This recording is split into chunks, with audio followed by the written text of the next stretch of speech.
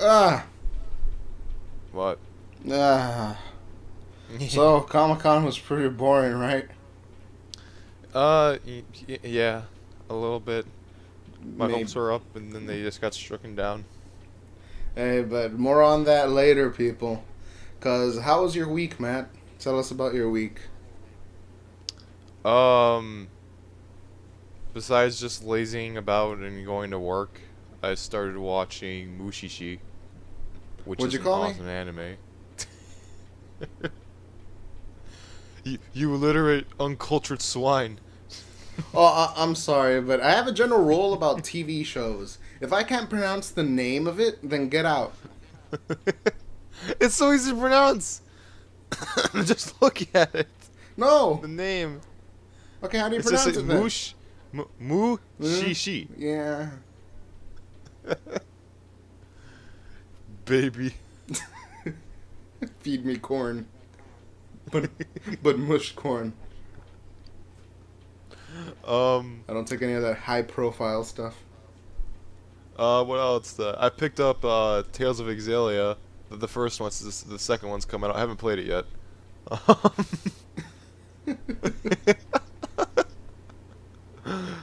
I'm also trying to finish up One Piece Unlimited World Red. I'm just procrastinating with it. Because it's the Arkham of anime license games, right, Matt? Oh my, get off my butt. No. The audience We needs agreed. to know. No, they don't. They need to shut your mouth. They do, though. No. Okay, so Matt buys One Piece Unlimited World Red. And he goes onto Facebook and says, "Man, this new One Piece game is so good. Legitimately one of the best games I've played in a while. No anime-based games. Anime-based games I've played in a while. What Arkham did for comic book licenses, this does for anime licenses." And so my curiosity is piqued by this. So I go onto Google and look up One Piece Unlimited World Red. And the first result, literally the first result, the first line of the first result says, "One Piece Unlimited World Red disappointed me." To be fair, that review was kind of bad. No, your reviews are bad. No, my reviews are great. I go in depth in all that fun stuff. Yeah, with like, what, one paragraph?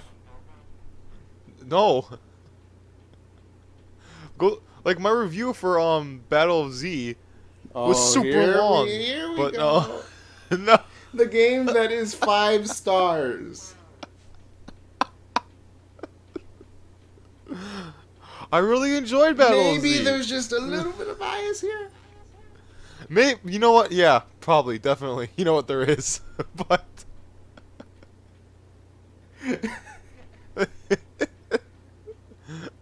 you know, that reminds me of the old Nintendo Power reviews of Dragon Ball games, where it goes, they reviewed Tenkaichi 3 for DBZ fans, 9 out of 10. For everyone else, 6 out of 10. Sounds about right. You know what? That's true. Oh, But I still do think no. that but we did agree that though, like, because my first like initial impressions of World Red were like, wow, this is really good. It was like the initial, like, I guess you could say hype Yeah. of me playing it. But then after I settled down, played like about like maybe like 5 hours into it, you know, and like you convinced me, or you know, came up with like the comparison of it's more like the Marvel Ultimate Alliance of anime-based games. Right, where it's fun for the intended audience, but the other people aren't going to find much in there. Yeah, pretty much. Like it's good for the people, yeah, for the intended audience, and you know, it's like you can enjoy it a little bit, I guess, if you're not a One Piece fan that much, but it's a fun game. It's way better. See, you know, another reason why is because One Piece Romance Dawn was not very good. And coming from that game to World of Red was like, this is oh my god, the pinnacle of games.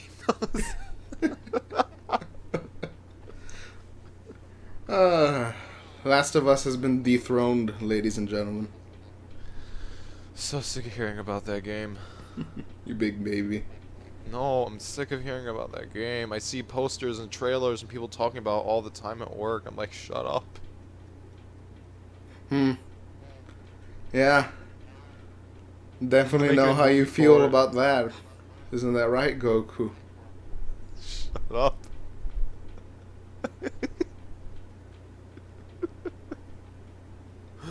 I don't know why. When you say that, I just picture Goku walking by your room with the door open with like a robe on, eating a chicken leg. So, what else did you do in your week? Uh, worked out. Working out. Gotta get buff. Gotta get fit. Gotta get fit for the Battle of Gods coming out the theaters next week. Hmm. Gotta impress all the ladies that aren't there. Well, let's see. My week was fairly typical. Summers in Rangoon, luge lessons. My father would make outrageous claims like he invented the question mark. But no, I started watching a lot of TV shows off of Netflix just out of boredom. First one I started watching is quite odd for me considering how I feel about the franchise. I started watching that Sonic the Hedgehog cartoon that they The had in good the one? 90s. Yeah, the good one, not the Adventures of. Started watching that one, and I am impressed. They took a franchise I couldn't care less about and made it into something. And particularly, what impressed me the most about it was not because I'm a sucker for that kind of setting, the post-apocalyptic, bad guys already won freedom fighter setting. I'm a sucker for that. I love that. But what impressed me the most about this series was the voice acting, which is odd because if you ask me about anything Sonic ever, in terms of like the games, I will tell you the voice acting is garbage. But in this one, the I guess it's because of the difference in writing. Or Yeah, that's probably it. because I know I'm probably gonna get flack for this, but there's a distinct difference between Western writing and Japanese writing. Whereas I feel Japanese writing tends to go a lot, quote unquote, darker, but it doesn't know how to handle it. It just, kind of dumps it in there and handles it in a way that comes across as ham-fisted and melodramatic. Case in point, in terms of the Sonic franchise, the Shadow of the Hedgehog game. I was going Which to say was- Sonic 06. Yeah, Sonic 06 also. The stuff in that is decidedly darker, with characters dying, there being actual bullets, but it's handled in such a way that it is laughable compared to the Sonic cartoon, where it handled themes such as deforestation in a way that was subtle and not in your face. I guess what I'm trying to get at here is that the writing had this subtlety to it, so the voice actors had room for subtlety, so they're not saying lines like, "Oh, Eggman, you killed Maria," or something like that. Yeah. That's the thing, though. Like that show actually, after it got canceled, it was just continued in the Archie comics, and like guess that's still going on today. I looked into it. The Archie comics is kind of a continuation of it, but after a while, it just throws it all away to go back into the game stuff. And I was reading about Somewhat. what was planned for season 3. And season 3 actually sounded really cool, but well, got canceled. Yeah. And then Sonic Underground came around, and then like, why? And then Okay. Sonic X. What other TV shows did I watch this week? I started Twin Peaks. I heard of that before. Don't have like no idea what it's about. It's a murder mystery. It was this huge thing in the 90s. Who killed Laura Palmer? It was parodied in a bunch of stuff. I heard about it. Games like Deadly Premonition and Alan Wake take heavy inspiration from the show. It's good. The main character is really charming and likable. The side characters are really weird though. it has that kind of like 90s feel to it. Is everyone wearing a sweater and plaid pants? At some points. But I'm talking more along the lines of cinematography and Oh, okay. and the background music. But other than that, it's really good. Yeah, I like it. Watched a buttload of The Simpsons for whatever reason. That was probably for the better. We were talking about Mr. Burns for a while. Yeah. Who? Whoever you are. Shouldn't you be at work? Ah! Yes, I'm sorry, Mr. Burns. Good. Now get back to work, whoever you are. Oh, I love The Simpsons. The thing is, like, I thought I was just getting cynical in, like, in my ripe old age of going on 20. Because I remember as a kid, I used to love watching The Simpsons on NBC. There was this moment where, like, every day I'd come home from school and watch The Simpsons, you know, the reruns of the old ones. And I would watch them, and then I remember buying the movie, watching the movie, and then saw that they were going to premiere the new season on Fox. So I watched the season premiere, and it felt really off. And I thought maybe I'm just... It was a one and done thing, like one bad episode. No, I started to watch more, and it's just you can tell the difference between new Simpsons and old Simpsons. Yeah. Because old Simpsons, its humor was organic, came from the characters. And despite the fact that it was primarily a comedy show, it had a lot of heart, because, like, a lot of things I hate about shows that are just for comedy, a lot of the times the main characters are unlikable jerks. But as I was watching these older Simpsons episodes again, I noticed that Homer's stupidity, where his humor comes from, is a lot of times just innocent stupidity.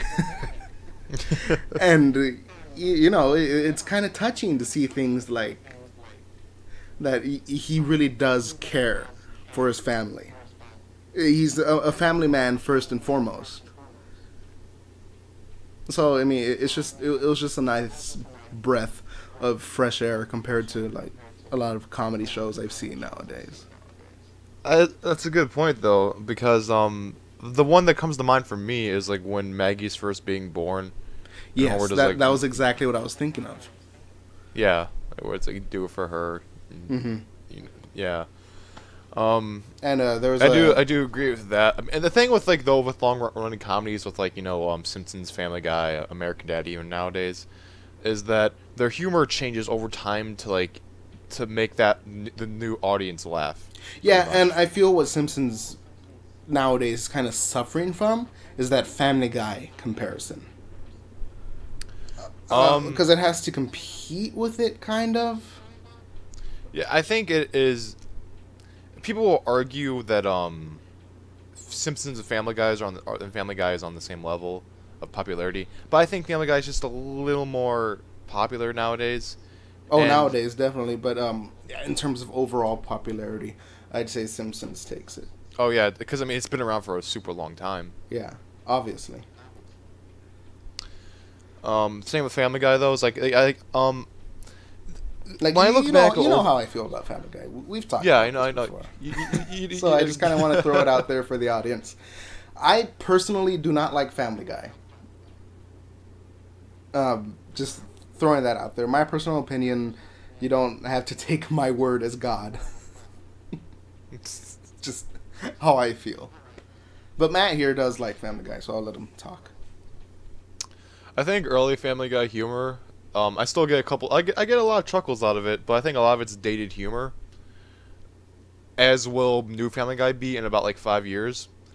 That's the one main problem I have with like a lot of comedies on the air nowadays, is that like they have like pop culture references, and that's only gonna hurt that episode later down the line, to it won't be as memorable. Like for one of my favorite episodes of Family Guy is when Death comes to take Peter away. Mm-hmm. And like during that whole episode, it's just like funny banter between like Peter's family trying to keep him alive without Death taking him away, because Death twisted his ankle and now he's like living with them until he gets better. That shit like that's great. I remember that episode. I love that, but when they go to like episodes where they'll like reference Lady Gaga or Justin Bieber or something like that, those aren't actual episodes. They're just like things that come off the top of my mind. It's just gonna hurt the episode down the line. My problem with Family Guy, and like a lot of comedies nowadays, is just that they throw out shock humor, well, quote unquote humor, to like just out there, with like almost as if it has a label that just says laugh. And more often than not, I find the joke not funny. What's an example? There was that one episode where Chris gets like an inheritance from his grandfather. Yeah. And Peter's trying to marry Chris to get that inheritance, despite him being his son. It's like, come on, like, is this supposed to be funny? Because, I get it. It's taboo. But just because it's taboo doesn't make it automatically funny. See, that would have been like, maybe if it was like just one joke, I could have gotten a chuckle out of it, but the whole episode was based around that. Like a whole 20 minutes based around that joke. And even though I do like Family Guy, some of the humor is really hit and miss for me most of the time. Yeah. Honestly, like my favorite comedy nowadays to watch when I get the chance to is Bob's Burgers is really good.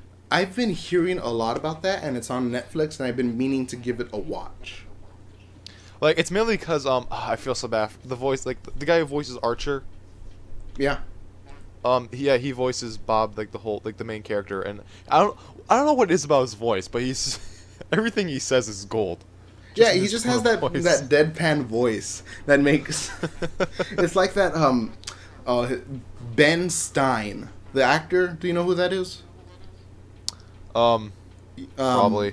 I'm horrible with faces. I have to tell you his roles, because he's more famous for his roles than he is like his himself. He was the therapist in The Mask. Okay. He was also Ferris Bueller's teacher in Ferris Bueller's Day Off. Bueller, Mr. Bueller. Oh yeah, I know you're talking about. Yeah, where it's like they have that voice and that just kind of deadpan nature to them that makes anything they say kind of funny.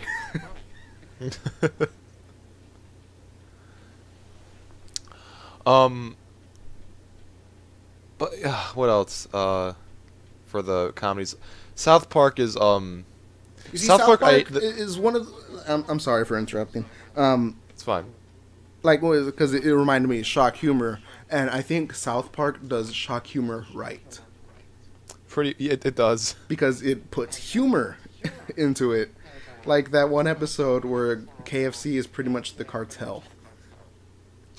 Yes. Cartman snorting like chicken skin on a desk. Because KFC is illegal in Yeah.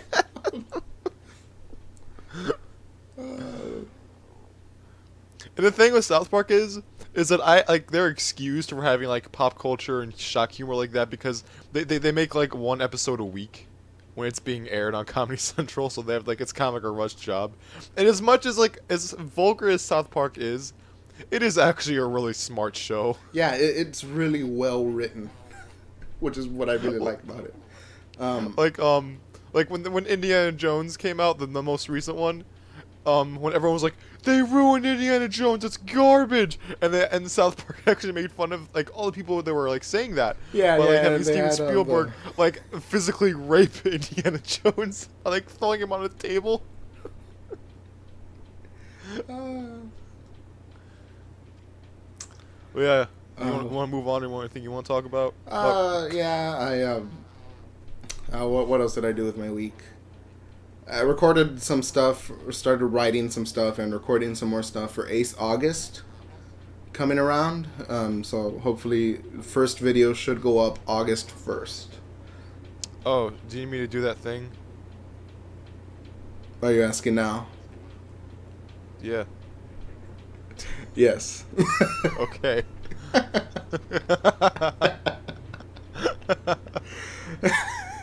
They don't know if it's. Man, I just kind of wanted to talk about what I was doing last night. So it was like 3 a.m. and I got bored, and I found out that if you go into Google and type in Ace Attorney and go look at images, some of my stuff is on the first page. It's creepy. And not from the RP page I run. I mean, yes, I run an RP page. Shut up. But like that fan poster I made of David Tennant as Phoenix Wright is one of the first results. I was like, oh hey, look at that. But going away from that, last night I was, oh good lord, just looking back, early days of the internet, when you when you first joined forums and all that. I was looking back at some of that stuff, particularly some of my early fan fictions. You wrote fan fictions? You wrote fan fictions? What? You wrote fan fictions. I'm sorry.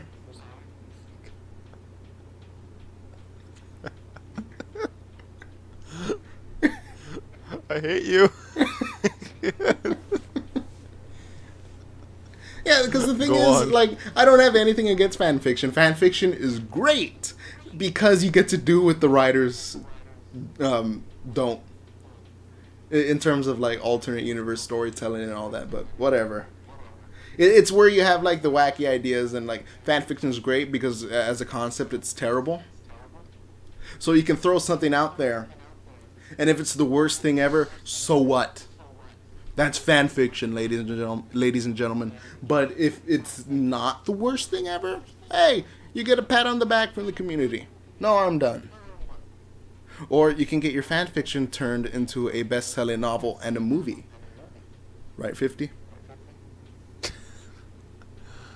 Oh, man, that movie is... How is that getting a theatrical release?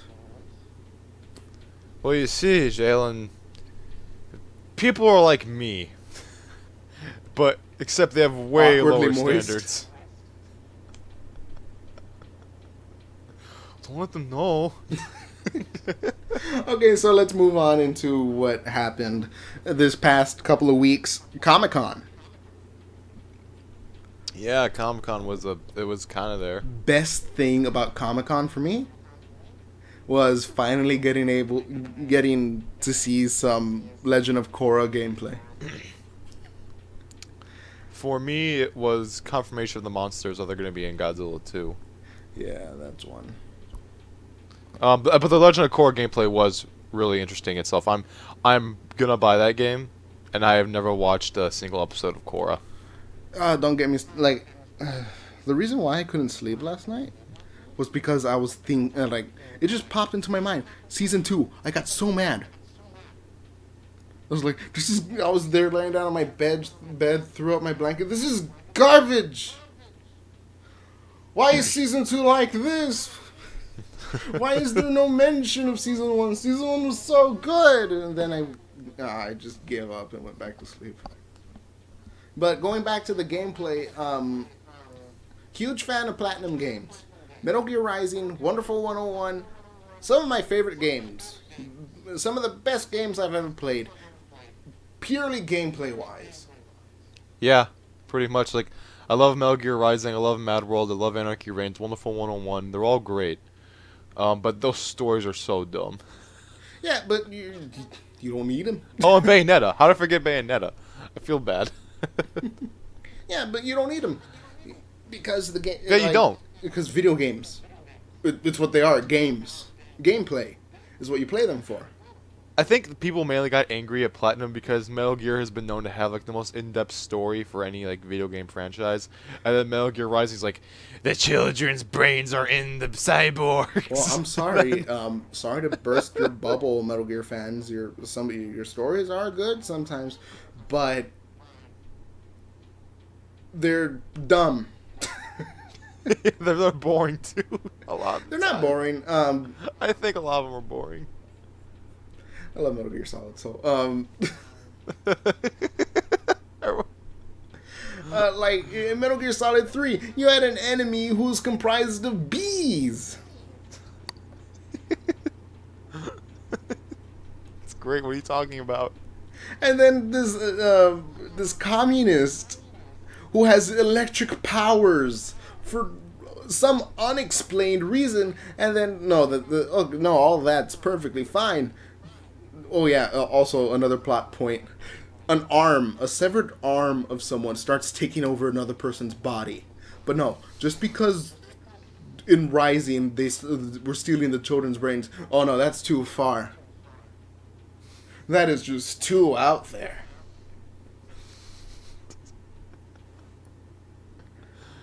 I don't know. I don't want to say say all the stories are bad, but like a lot of them are pretty silly. I don't see why people are furious at Metal Gear Rising because it's not a stealth game. I'm like, good. We have enough stealth. Okay, any action game in my Platinum, I think is pretty much guaranteed at this point to be great. Yeah, even when under the hands of Activision. It pretty much. You want to know why though? Because they're not owned by Activision. They're freelance. So Activision's like, hey, release date's next week, and Platinum's like, no, it's not ready. And it's funny because like all the other companies will like immediately, yes sir, Platinum sir, yes. I mean, yes sir, Activision sir, yes. But Platinum's like, well, it's not ready yet. Well, can you release it? No. Go away. We're working. It's great. They shoot them out of the front door. It's like, shoo, go on. Because Platinum's one of the rare studios that has never made a bad game. They really haven't. I actually think I own every game they've put out. Even back when they were Clover. Yeah. Not a single bad game. People say God Hand. I'm like, okay, for one, God Hand was like, I haven't played it, but it looks super cool. Yeah, God Hand's great. But the thing is, with Platinum games, they get mediocre reviews because there's so much depth to them that people go in expecting like a God of War where you can button mash and win. When it's not like that at all. Oh, yeah. I like when the game, when Rising forces you learn how to parry. Yes, I remember when I got thrown into the fire when I was over at a friend's house, and he had the demo for Metal Gear Rising, and it was the boss fight against Blade Wolf. And I was able to get past everything in the demo. Pretty fine. I died a lot, but I was able to do it. Then I get to Blade Wolf, and 20 tries later, I finally learned to parry. And parrying in that game is so satisfying. It's because like the enemy like gets knocked back. He's like, oh, and you're just like, yeah. 'Cause it feels like you're clashing swords. It's so good. So glad that parrying is in Korra. Because it's like I love the Avatar universe. Avatar: The Last Airbender, I will probably say favorite animated show. So that it was a dream come true to see Platinum Games working on this, because usually something like that is like a wish. Like, yeah, when you heard the announcement, you're like, This one's for you, Jalen. God beaming down at you. Because a lot of the times you're like, man, I love this property. I love this developer. Wouldn't it be awesome if they made a game of this? And usually that's just like something you see on a forum, like a wish. But no, I remember waking up, going onto Twitter, and seeing NeoGaf post, Platinum Games announces Legend of Korra. And for a second there, since it was early in the morning, I was like, April Fools. Then I realized, it's not April. I am in June. This is real. This is happening. And I remember going nuts because there was no gameplay shown. And I was teasing you for like for 2 weeks until we got like more info. I was just like, it's under Activision, it's gonna blow. Has the budget of a cookie. And I was getting so butthurt over it too. I fell for the bait. I remember. And I was like, it's gonna be like Deadpool for me. Oh, but yeah, the gameplay looks great. You can switch between your bending styles, and there's that platinum touch in it that you can tell just by watching the gameplay. You can tell that this is platinum. Just like I know what you mean, like the counters, like when you like just send people flying and like when you're doing like, you know, side dodges and backflips, there's that like little motion blur on all the limbs. Yeah, it's really nice looking. So yeah, super excited for that game. Another bit of news that you mentioned was, hey guys, in Godzilla, next movie, Mothra, Rodan, King Ghidorah, giant monsters all out attack.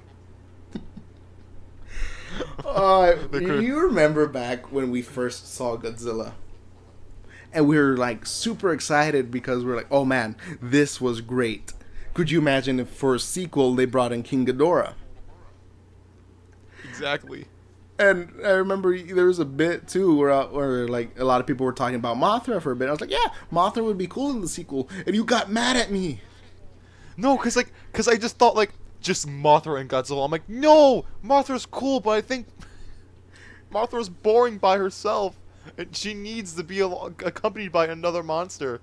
And then, lo and behold, we got down to like, you know, Ghidorah or Mothra, and then our friend Tommy in the background. Well, Rodan's pretty cool. Shut up! What's Rodan even do? He just all Rodan does is fly. But he breathes fire one time. So, Spider-Man turned into the Hulk one time. You don't see me putting that as part of his moveset.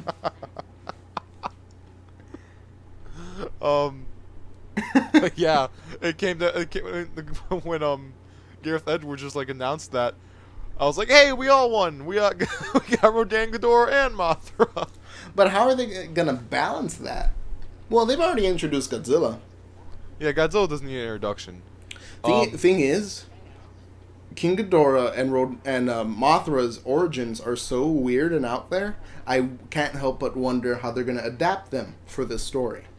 I can see, you know, Mothra. You know, she was originally guardian of Earth. You know, maybe like it could be something along like, you know, nature's essence or something bullshitty like that. And Ghidorah could just, you know, be like another egg that flows out from like the center of the Earth where like more monsters had to go because of the radiation, whatever. The Kaiju rift opened up again. Kaiju crossover. Rodan could just be well, I mean, the Muto were just sleeping things. Yeah, sleeping Rodan creatures. could be like an ancient dinosaur also, because isn't that what he was in the first Rodan movie? Yeah, he's just a big pterodactyl. Made of rubber. I mean, no, the best scene is in Final Wars when he lands on the building. And it's like, and his you legs. can tell they just dropped like a doll on the building. Yes! His legs are like splitting apart. But I'm curious to see what they do, and I'm also curious since they like pulled out all the like, you know, the big name Godzilla monsters for the sequel. I'm curious if they'll have like who's going to be in the third one, because they did announce it was going to be a trilogy. So I doubt. I mean, you know, like, what I want. I doubt Mothra and Rodan are gonna die. Because if anything, I think Mothra and Rodan are gonna be allies. Yeah, that's pretty much what they've always been in the past, for the most part. And this feels like a callback to the movie Ghidorah, the Three-Headed Monster, when Ghidorah came around, and Mothra was like, "Oh, geez, that's evil. I need to get help." And then so Mothra like recruited Rodan and Godzilla into like the Avengers of monster teams, and they all had to take down Ghidorah. You know what? You're right.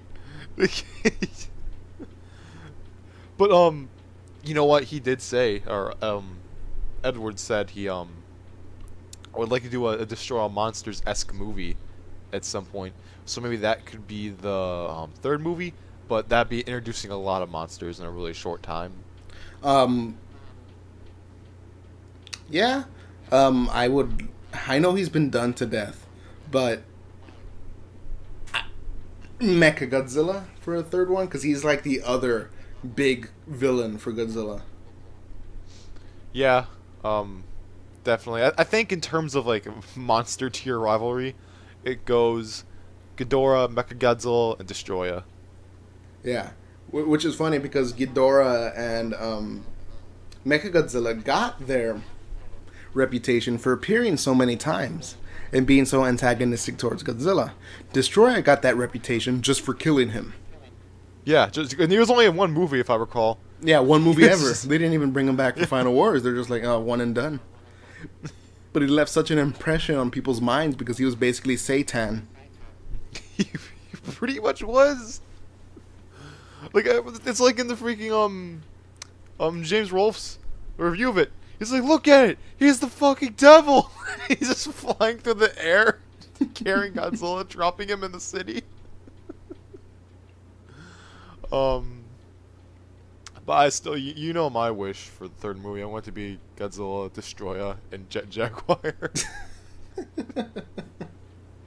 No, save Jet Jaguar for, like, Pacific Rim 2. Where they're like, well, wait, what are you working on over there? The first fully automated Jaeger. What's his name? We call him the Jag. Yeah! And then he's not introduced until, like, Godzilla 3, which is, like, Destroy or Godzilla Cross. Godzilla Cross Pacific Rim Cross Skull Island. Destroy all monsters. Could they do that, though? Because, I mean... I'm curious what Legendary Pictures owns the rights. Yeah, they do. They have the rights to King Kong now. All the monsters, Gamera. All they need is Gamera, and it's just like the studio I love to work for at that point. They're pretty much the Toho of the West now. They are, and they have all the Toho properties almost. They have freaking Godzilla, that's all that matters. Godzilla's licensing thing is really interesting, though. Because you have to get each of the monsters individually. Yeah, because they're just that well known. Mm-hmm. Like it's not like Spider-Man, where you get Spider-Man. It's a package. You get Spider-Man and all Spider-Man related characters. No, you get Godzilla. You just get Godzilla. You want Anguirus too? You have to buy him separately. You want King Ghidorah? Buy him separately. It's like an amiibo package. but it's great because if I were to make a top 10 giant monsters kaiju list, I can easily fill up the whole 10 spots with Godzilla monsters. Oh yeah, it'd basically be nothing but Godzilla monsters aside from like Gamera and King Kong. Yeah. And you know what? Like, I'm perfectly fine with that because they're all so, like, most of them are really interesting. Like, I'm looking at my shelf right now because I have almost every monster in, like, figure form, like the Hedorah, or, you know, the Smog Monster, whatever you want to call him. Baragon, Anguirus, Gigan, Titanosaur. Yeah, supposedly, like, the comics, the Rules of Earth Titanosaur is pretty cool, but we'll see. You still haven't read that, right? I haven't read it yet. Do you have it? No. I thought you told me you I haven't picked it up. No, I haven't picked them up yet. Oh, okay. I want to though. They seem like really good reads. I'm hoping it ends. I hope the comic has an ending. I don't know. This seems like one of those comics where it doesn't really have to have an end. It was just whenever it ends, it's like, oh well, that was a good run. Because like it's like the Godzilla movies. Lord knows the continuity to those. I don't want to believe that Godzilla 2014 took place in the same universe as Son of Godzilla or Godzilla's Revenge. Remember after Godzilla 2000, they all just said, "Ha." All the movies are in a different continuity now. Yeah, there's like, who even cares? Don't even. I know I don't. And then Godzilla versus Mechagodzilla, where he parries a black hole.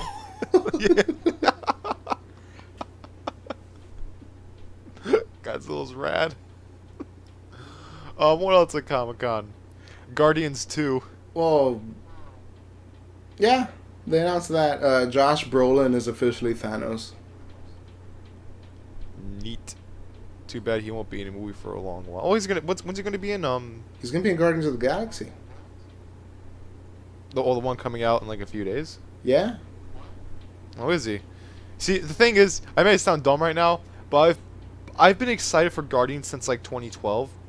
And I've been avoiding as much information as possible because I want it to be a surprise when I go into the theater. Me too. But when you called me right now, I was actually watching like a 5-minute clip because I was bored and I saw it there and I was like, oh, look, neat. Because I was watching something else at the time. Something that I know you are very excited for. I was watching the HD version of the Deadpool test footage. Oh yeah, I'm so glad Fox released that footage officially, because that tells me, hey, let's see what people have to say about this. To me, anyways, I hope that's why they did it. Whereas Edgar Wright, when he showed test footage of Ant-Man, he actually like filmed something. Here, Fox is like, who did the video game cutscenes? Blur? Yeah, have them do it.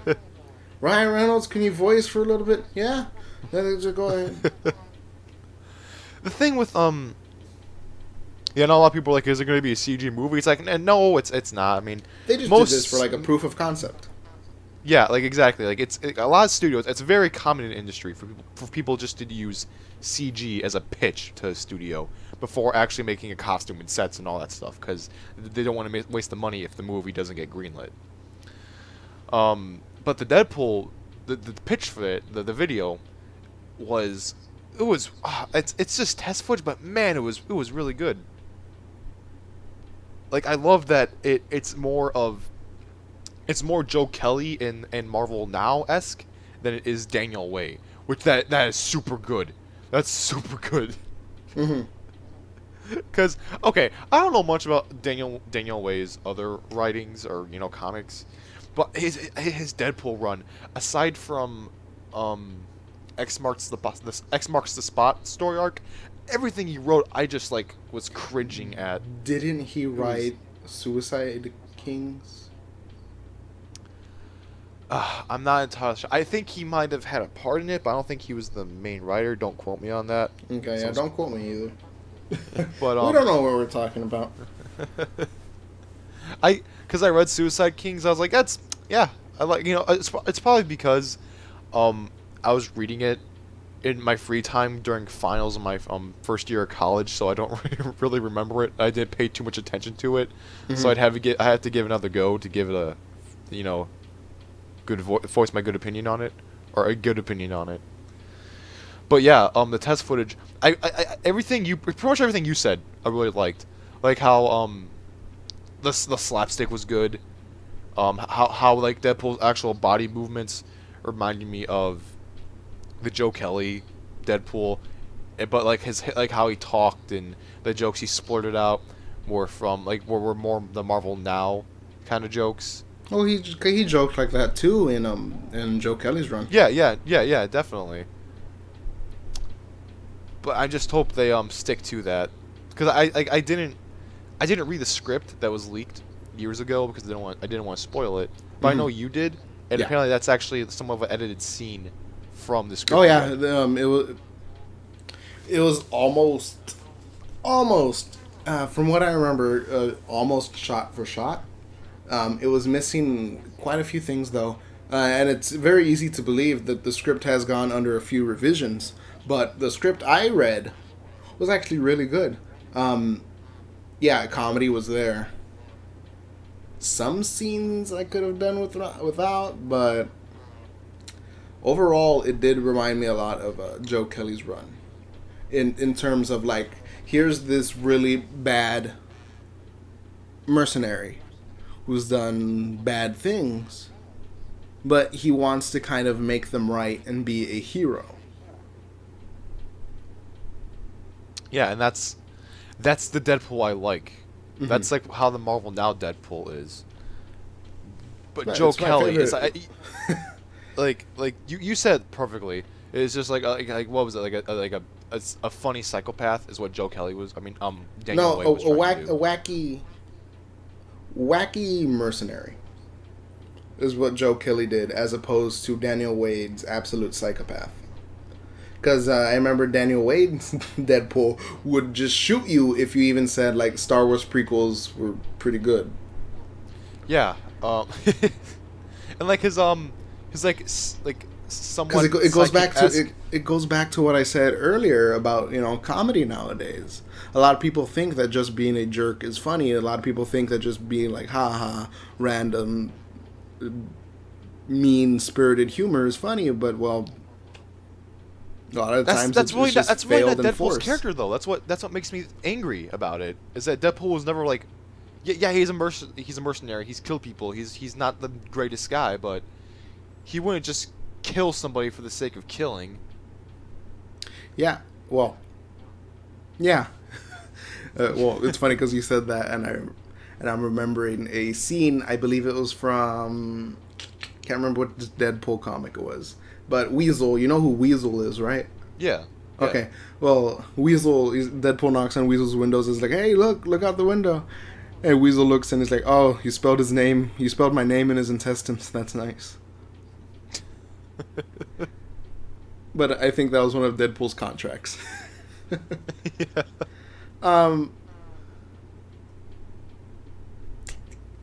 Oh gosh, I was trying to remember. Yeah, because in Joe Kelly's run, Deadpool was funny. He was hilarious. He had that wacky sense of humor. But the times that that would require him to slow down and be serious were really well written. And there was like, obviously he has a dark side to him. And in Joe Kelly's run, when Deadpool was angry, when Deadpool would, you know, snap to that murderous side of him, it wasn't entertaining. It wasn't, you know, played for laughs. It was scary. Like his the person he has living with him, Blind Al. When he would snap at her sometimes, and what he would do, because she's blind, he would put her in this hole in the wall that he had that was filled with sharp objects called the box. And it wasn't played it was played very seriously. It showed that dark side to Deadpool, the side that he was getting away from, which made, like, near the end of the run, where he basically tells Blind Al to leave. Because he was getting mad at her, and instead of putting her in the box, he just asked her to leave. Which showed progression. Exactly. Like, everything...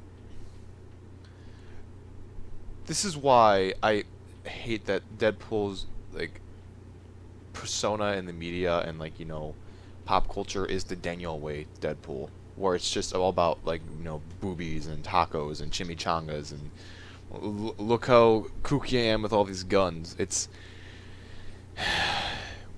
just kind of sucks, and I really hope this movie, if it does get greenlit, and if it does stay to like how that test footage was, I hope that can like show what kind of character Deadpool really is.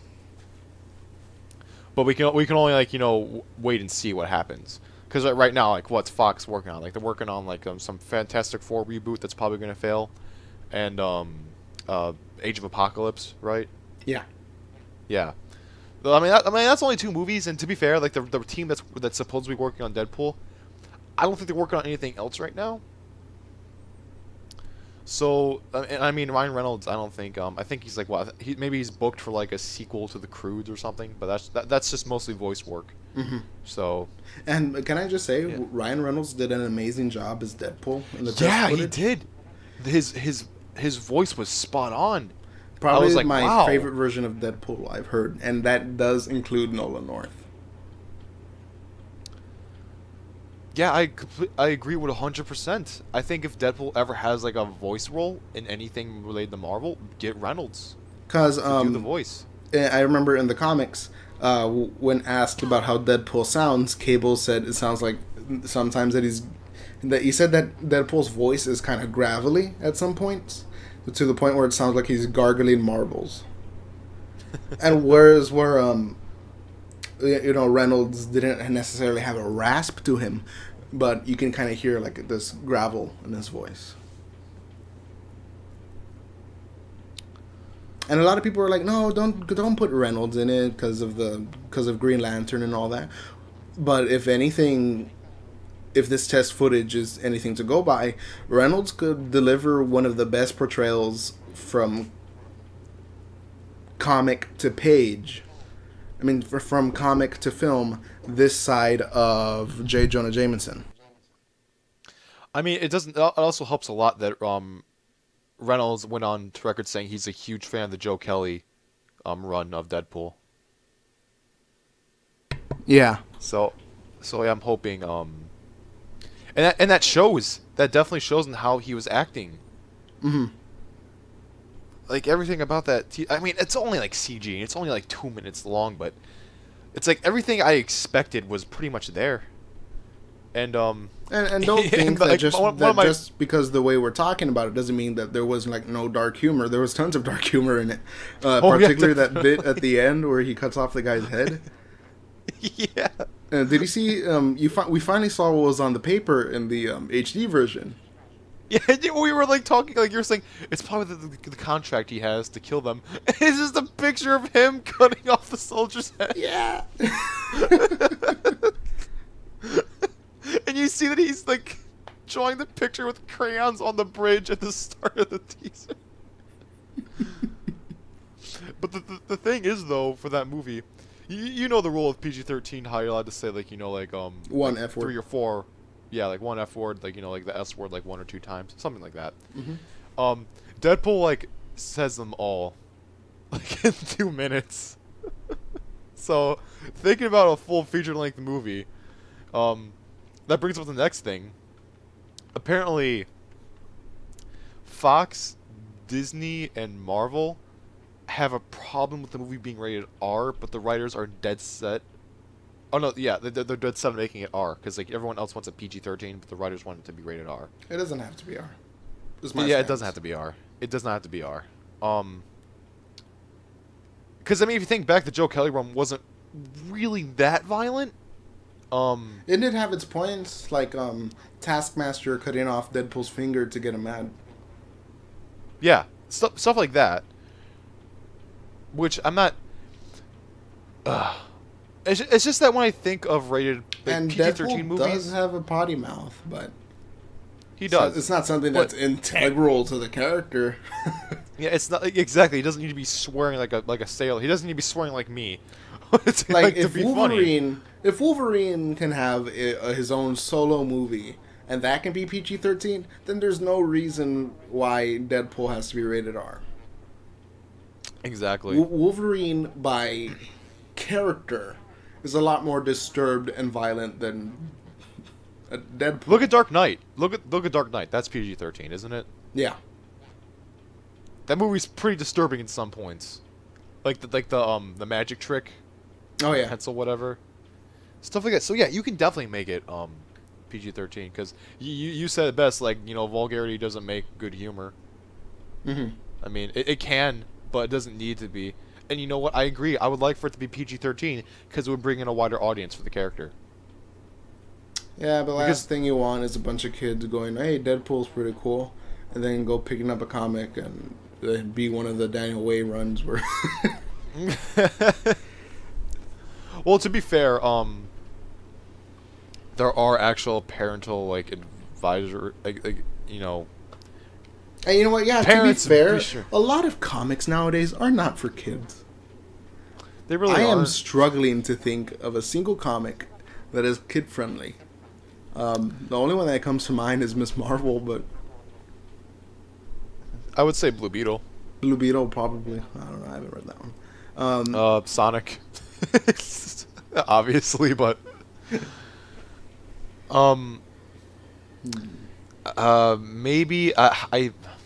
maybe Nova, the Marvel Now Nova. I haven't read too much of it. I read the first 4 issues. That didn't seem too bad. Guardians of the Galaxy, the prequel, the prologue issue, or spoilers, where crap, what's Star-Lord's actual name? Peter Quill. Yeah, Peter. Like he's like he's on a farm, or he's like in a valley with his mother in their house, in the house, and his mother gets shot in the face right in front of him, and then he's taken into space. He's like, I want what? Wait, hold on a second.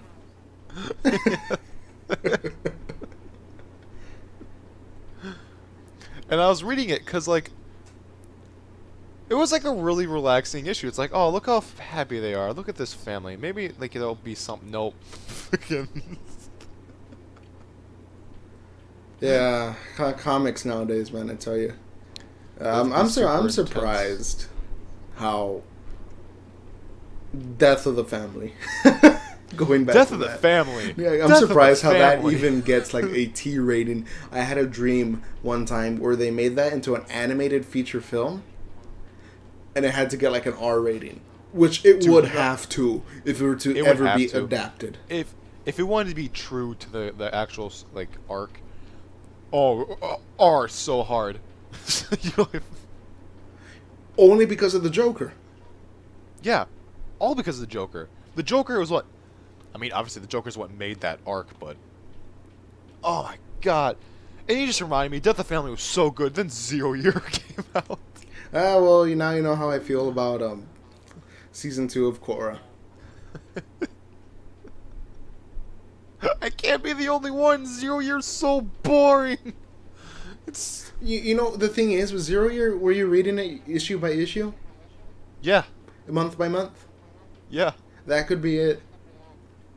Because like imagine you're getting like a comic and it's like, oh, another filler issue. Oh, another filler issue. Oh, another filler issue. When the thing is, individual comics are so short that if you buy like a trade paperback, you just like breeze through those parts. And you get to the good stuff like right away. Yeah. So maybe that's the thing with 0 Year, that it was planned based solely on like this grand epic conclusion. I mean, the Riddler does appear at some point. Spoilers. But I think that's pretty well known. I hardly think this is spoilers when DC is out like putting promotional pictures of 0 Year with Gotham as the savage wasteland. With lions and tigers and bears, oh my. And Batman's holding like the Riddler's broken staff. And it's like, wow, that looks really cool. I'll probably wait for the trade. Exactly. Like, I'm just gonna wait for the trades nowadays. And then like, okay, so like, if you do wait for the trade and you do get like the 0 Year trade, and you finish it, and you think it's really good, will you like be like, oh, okay? I don't know. Even then, it's just like, okay. So here's how here's how it went out at first. Bruce's uncle comes out and he's like, Bruce, exposition for like 3 info issues. dump. Yeah, just a huge info dump. I'm like, why do I care? And then spoilers, Bruce's plot device uncle gets killed. I'm like, wow, I'm really gonna miss who? And then he's like, I live into Uncle. And then he becomes the Bat. I don't necessarily blame Scott Snyder for wanting to do something different with the origin story because, say what you will about superheroes, the most fun you can have writing them is probably when you're first establishing them. And as like everyone has like this, everyone wants to tell the origin story and tell it in a different way. Yeah, it's understandable, but just don't make it boring, like Zero Year. Yeah, well. And now say what like a lot of people say what they will about Superior Spider-Man. Not a single issue of that was filler. Not a single issue of that was exposition. I'm not a Spider-Man fan, like big one by any means, but Superior did sound pretty interesting with Doc Ock being like, "How would Peter do this? I'm gonna do it better." Is that essentially like? What that's pretty much what it was. And you do get like a peek into Ock's mindset. Like one time he was facing these couple quote unquote supervillains who were just like pranksters, would go around with like a camera and then like hit people with like balloons with paint. Otto was bullied as a child, like pretty hardcore, and so when they're doing that to him, he kind of loses it and beats him to a bloody pulp. So it's like dang. It's like you get in, you see why Otto is the way he is, and just how different he is from Spider-Man. And one big crux of the entire thing that keeps you reading issue to issue is like, when is he going to get found out? Who's going to be the one to find out? It's Superior. It's also ended, right? Yes, it did. It's also kind of frustrating too that it's like, okay, you people have known Spider-Man for so long, just because he does this one thing, you're all like, kick him out of the Avengers. And Wolverine pretty much called them out on that in one issue. There's like, hey, look, all of us have killed at least one supervillain. Just because the kid doesn't, just because he finally got around to it, doesn't make it bad. Like, you know what I mean? Like, he's like, we can't judge him yet. It wasn't until that he beat those two pranksters to a pulp that Wolverine's like, okay, we have to take care of this.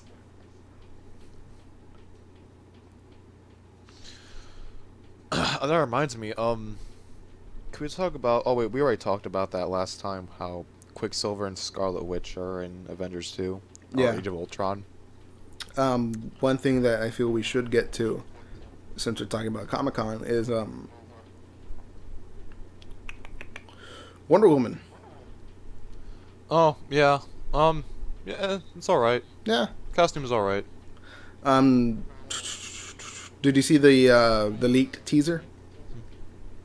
For Batman vs Superman? Yeah. Yeah, I thought it was if I was there live I probably would have been going, "Yo!" Like, yeah. excited. Because Dark Knight Returns is probably one of my favorite comic book storylines of all time. So seeing the like quote unquote Superman Buster armor Batman done so well in live action was pretty exciting. I couldn't. Yeah, the trailer was live action, right? Yes. I don't care what anyone says. I'm so looking forward to Ben Affleck as Batman. Oh, definitely. Yeah, people make fun of it like, oh, Ben Affleck, he can't do it because he didn't play Daredevil well. Thing is, Batman's not that hard of a role to do. All you have to do is look good in the costume. Yeah, it's a matter of being a good Bruce Wayne.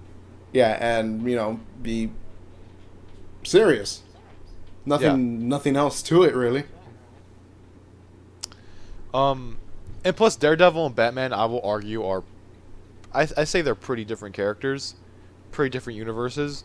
And to be fair, Daredevil came out at a time when comic book movies weren't taken as seriously. Mm-hmm. And to be fair, again, that movie did not have a good script. I don't think it had a chance coming out of the gates. And Ben Affleck's definitely gotten a lot better. Oh yeah, with age. Because Daredevil was like 10 years ago, so he's definitely grown as like a director and an actor and all that. Yeah, the Town, Argo. Exactly. I still argue, even though it was before Daredevil, he had some really good scenes in Dogma. Oh, I hear that a lot. Yeah, and he has a great chin. Yeah, he's. I remember when you sent me the picture of his chin. It's a butt. Dude, his chin's a butt. And like the other casting choices too, Henry Cavill, Superman, did okay in the first movie. First movie had its problems. I don't think he was one of them. Could have done better with a better script. I like Superman. I really do like Superman. I just, I want to see the big blue Boy Scout. I don't want to see someone who's just as dark and dreary as Superman, which at the end of Man of Steel, I was kind of seeing that he was like the big blue Boy Scout with the whole, like, you don't have to worry, I'm American. I was born in Kansas. Whereas... Yeah, like, you know what? That's a great point. I didn't even think about that. I'm not really a big Superman fan. Oh, yeah, because you're... But if they're going to go with the character, they should just go with the character. Mm-hmm. I mean, don't make him just a blue version of Batman. That'd be dumb. Yeah. And another casting choice that I know got a lot of criticism, Jesse Eisenberg as Lex Luthor. He's enough of an asshole to do it. Pretty much. Of course, that doesn't mean that like I was like 100% satisfied when I saw the casting choice. I remember pulling up my phone. Oh, they announced the casting for Lex Luthor. Who is Jesse Eisenberg? And I googled him. I was like, no, not him.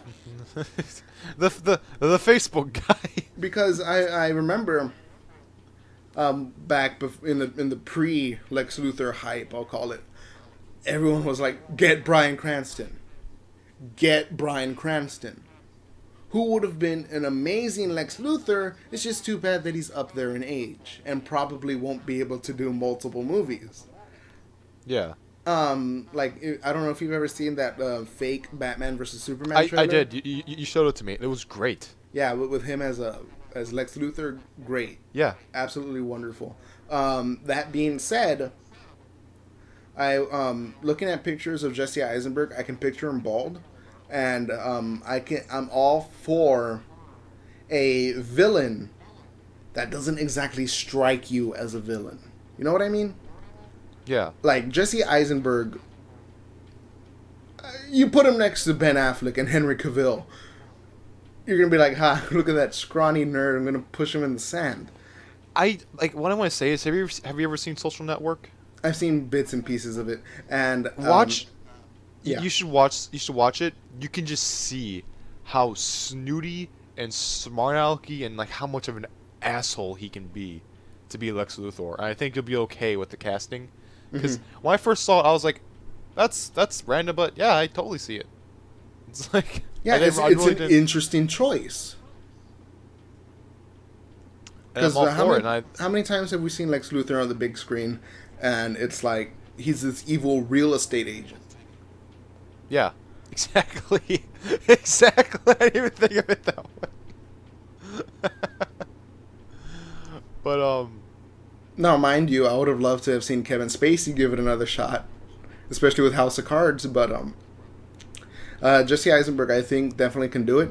Have you seen clips from, like, the trailers for that movie he's in, The Double, and that other movie he was in, Now You See Me?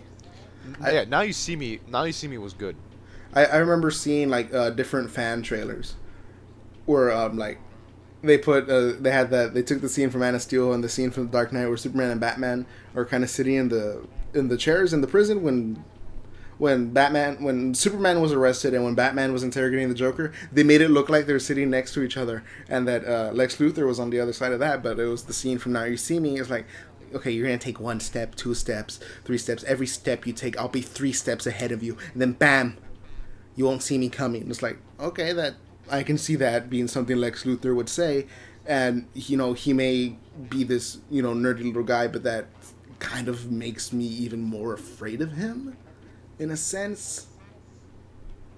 Yeah, it's... You know what? Yeah, now that you mention it, look at Now You See Me and Social Network if you want to get an idea like how Lex Luthor is going to be. Yeah. That goes for everybody watching this. Go watch those All movies. 50 of you. If Yeah, the all last of video you. is anything to go by. You know what? We'll probably just like get a bunch of dislikes and negative comments because we said we're looking forward to Ben Affleck as Batman. I think a lot more people are more angry over Jesse Eisenberg, but oh no.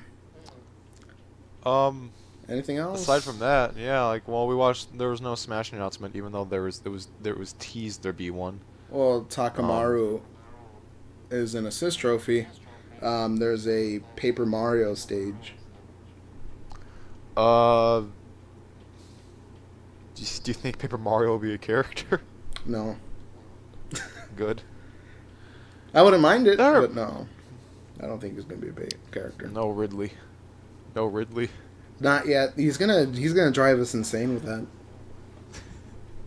It's just like show him or don't. Just show him as a character. Get it Just done with. You know, he's Shit been or get off so the pot. quick to deconfirm other fan favorites that something has to be up with Ridley. I know, right? And Mewtwo even. Like he's just. Thing is, he hasn't teased Mewtwo though.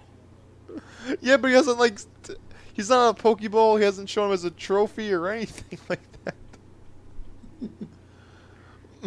Keep on keeping on. Oh, is there anything else?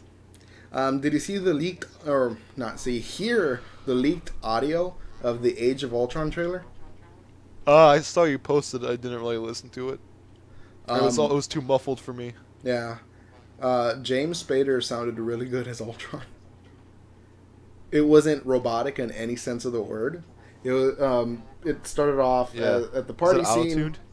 No, it was not at all. It was just his normal talking voice, which is great because he has a great sounding voice.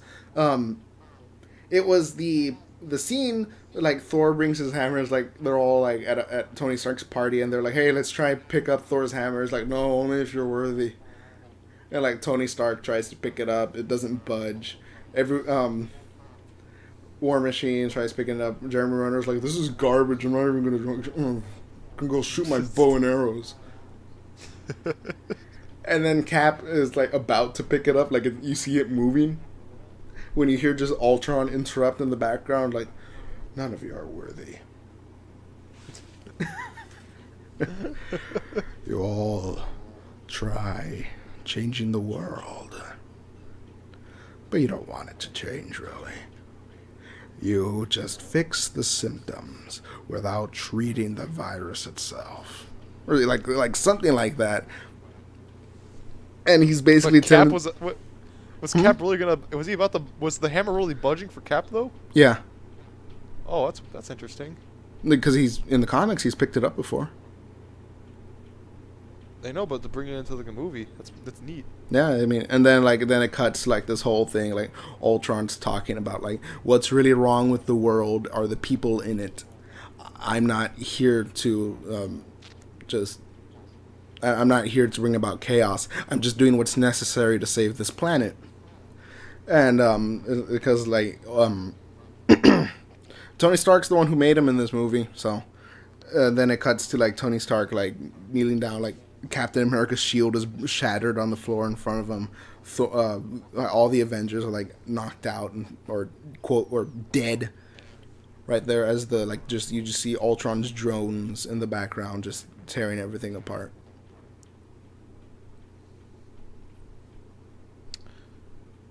That reminds me. We're only getting 2 Marvel movies next year. Yeah, and if we don't get a trailer for Age of Ultron with Guardians of the Galaxy, well, what other opportunity is there going to be?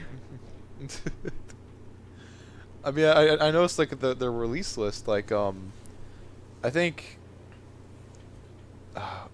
right now Strange is the only movie in 2016. And Ant-Man's looking so rough around the edges right now.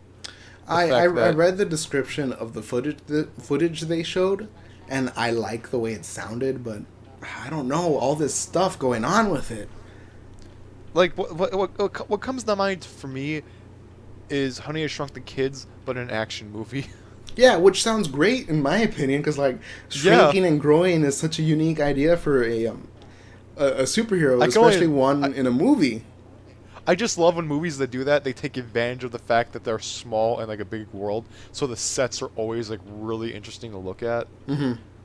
Or like, in like, this again, case, like, the green screens.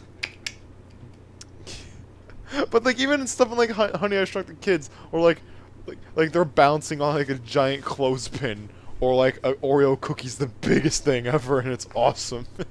Just silly stuff like that. Yeah. I love when they take advantage of it. In the Ant-Man footage, Ant-Man was like, okay, you have to get it, because they have Hank Pym as kind of like the Bruce Wayne to his Terry McGinnis, which is an interesting, always an interesting dynamic. Where he's like, okay, you're gonna take a left here, and you have to find a way out right now. And then like it looks like a helicopter is landing, like, because you know how when a helicopter lands it has the and the wind swirling about him, and that's happening, and it's a fly coming down. Like, and Hank Pym's like, "There's your ride. Get out of there."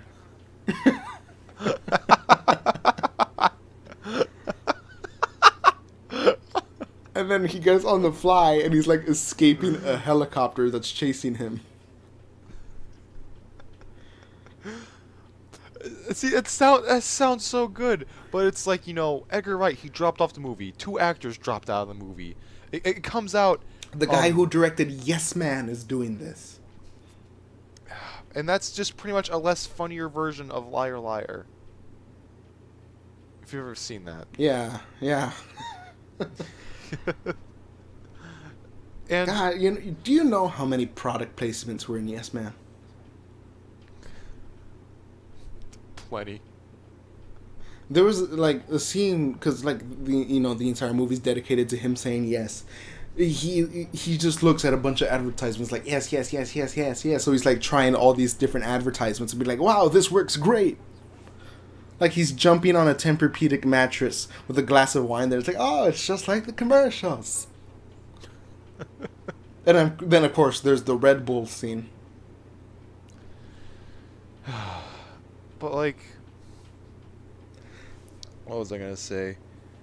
For Ant-Man, I want to mention it comes out next July. That's like in 1 year. July. And shooting starts next month. But shooting and post-production in 1 year is quite a task to do. It's quite a challenge. Avengers has been shooting for like, I want to say 2 now. Yeah, they've been doing it for a while, and Ant-Man is just getting started. I am not. They actually if it is delayed. They were actually shooting Avengers like right around the corner from me, because I live in Cleveland. Mm-hmm. And yeah, like it was like a bunch of our streets were closed off, and I was like, wow, they're doing this pretty early. It's not coming out for a while, but yeah, Ant-Man shooting, like, I'm gonna guess like they're gonna start shooting in August. I'm gonna guess they're gonna wrap it up like maybe early mid-October, if that, maybe November, and then post-production just, you know, less than a year is like, wow.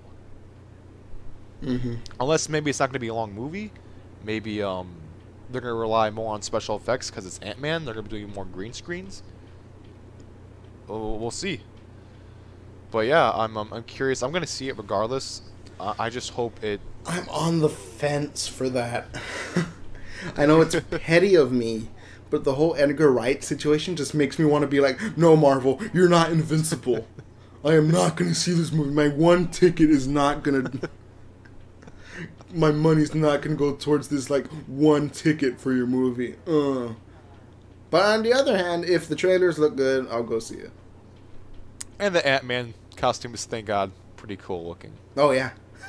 I'm so glad when you say Ant-Man, the costume that's in like Ultimate Marvel 3 when he's like on Hawkeye's bow.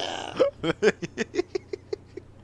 Oh, could you imagine if they put Ant-Man in Avengers 3 and they have that scene where Jeremy Renner fires an arrow and like he's like Thanos is like, what is that gonna do? And then he like sees on the arrow, and then Ant-Man just jumps off the arrow. Yeah, grows and steps on him.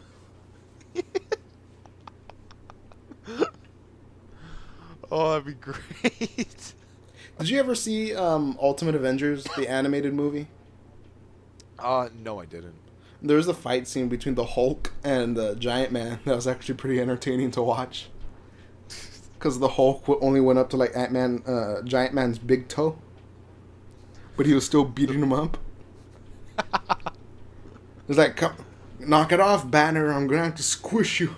And he puts him in his hands, like is like trying to crush him, but the Hulk just like forces his hands open, jumps at a Giant Man's throat and starts bear hugging his neck, and it's choking him.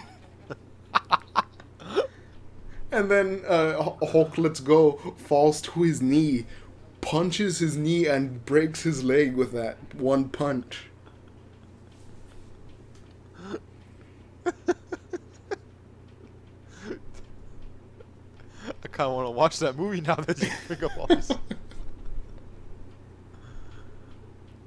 But yeah.